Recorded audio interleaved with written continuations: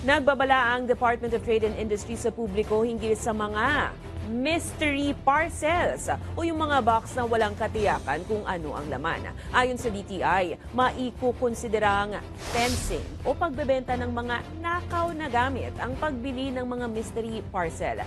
Batay kasi sa anti-fencing law, ipinagbabawal ang pagbili, pag-iingat o pagbebenta ng mga gamit na ganito upang mailayo ang iilan sa pagnanakaw. Sa ngayon, may mga tauhan na ang ahensya upang magmatsyag sa mga social media at maaari raw ipasara ang mga page at group chat na nagbebenta ng mga mystery parcel.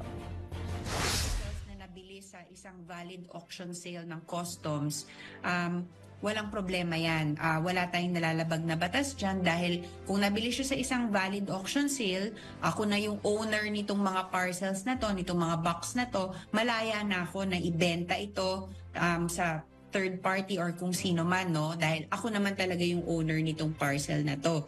Ngayon, yung pangalawang issue na na-discuss natin, yung mga parcel na nakaw, yung mga pilfered na mga items mula sa mga storage facility or even sa customs kung may nananakawan dyan, yung mga binubutasan na box, tapos ninanakaw yung item, tapos binibenta, yan yung meron tayong applicable law, itong anti-fencing law,